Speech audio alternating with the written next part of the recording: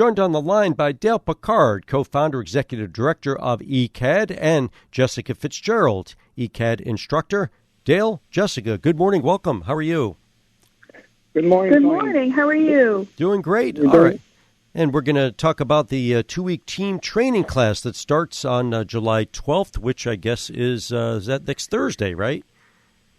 Next Wednesday, yeah. Wednesday, okay, getting my calendar straight. All right, who wants to start talking about a little bit about the training class? I'll let Jessica Dale, you want me because she'll be dealing directly with them. Okay, go ahead, Jessica. Absolutely. Yeah, so, like you said, so it starts next Wednesday, July 12th, and it'll go for 2 weeks until July 26th. We have 5 children coming in with their parents, 2 who are autistic, 2 have muscular dystrophy, and 1 is in a wheelchair who has cerebral palsy. So they'll be coming for 2 weeks, and their parents will come in for the first week and do a lot of book lessons and things like that. And then for the second week, we do a lot of going out in public and working with the kids and the parents and the dogs together.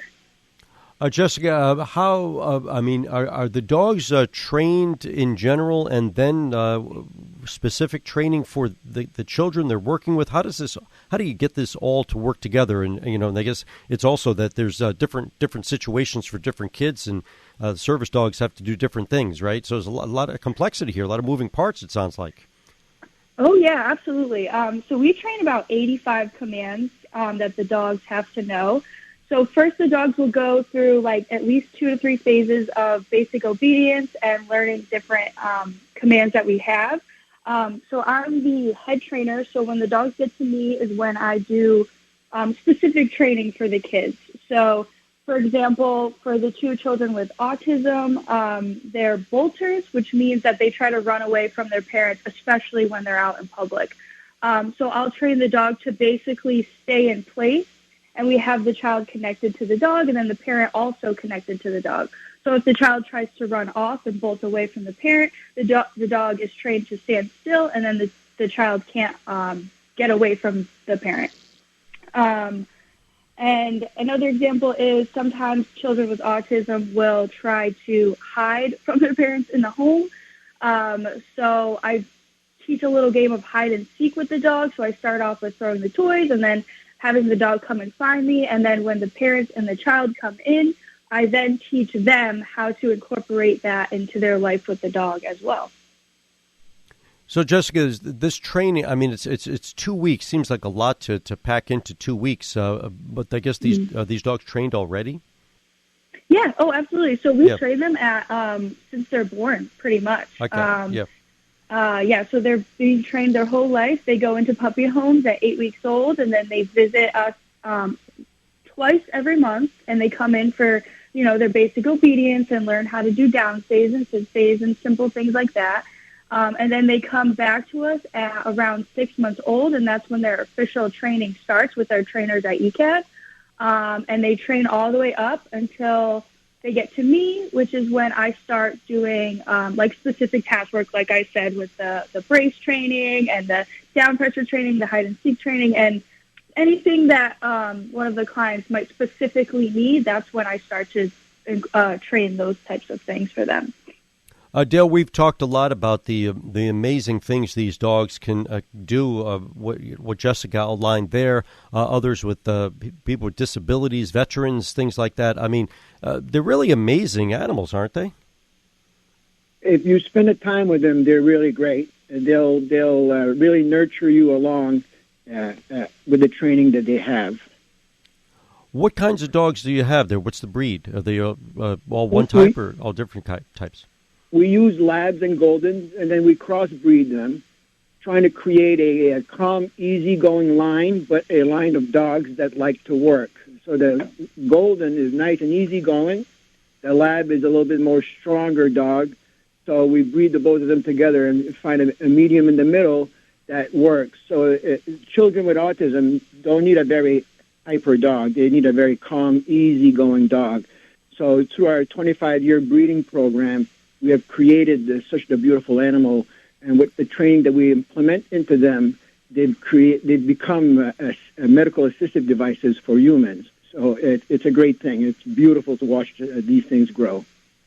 Jessica, what's it like training these dogs? It's amazing. I really do have to say, like Dale was saying, like just to see these dogs change people's lives every day is something that I'm so blessed to be able to witness for myself. And just like the intelligence that comes out of these animals is like nothing I've ever seen before. Obviously, I've worked with dogs prior before this, but being able to see them actually change someone's lives for the better, and to give them independence and basically a new sense of freedom is just something that is just it's amazing for sure. As you mentioned, next Wednesday, July 12th, training starts. 2 weeks later, the 26th, is the graduation ceremony at 6 p.m. It's open to the public. Dale, where is it, and what will take place there? If people want to go there, and what will they see? Well, we have a nice 8,000 square foot building on campus where we have a 5,000 square foot training room.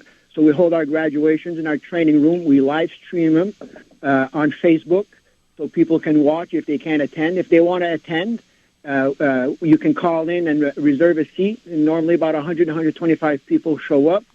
And we compliment the people receiving their dogs that night, because they start off a new life. They find when they get home and get working with these animals, they'll find a new life for themselves and new hope. And we just want the world to enjoy that view. I've got people as far as Switzerland watching us on our graduation night. So we're very proud of what we do. Mm-hmm. The graduation is just these 5 dogs and the 5 children they're working with, or are there more than that? No, these 5 people are the only ones graduating that night. Every time we have a team training, we have a graduation of the people that received them. So otherwise, it would just be too complicated to bring people back in, because not everybody lives close by. We've got dogs in 25 states. Wow. So, yes. Yeah. Well, Jessica, you're like a proud mama, I guess, when this is all done, right? Yeah, you could say that. The kids are going off to school, right? Oh, yes, most definitely. All right. Congratulations. And thanks again. And again, Dale, give out that website. I think it's ECAD number 1.org. Is that correct? Yes, www.ecad1.org is our website. And then you can go to the Facebook page to live stream the event. Yes. Great. Look forward to it. Great. Dale Picard, Jessica Fitzgerald, ECAD, thanks very much for your time this morning. Have a great weekend. Thank you.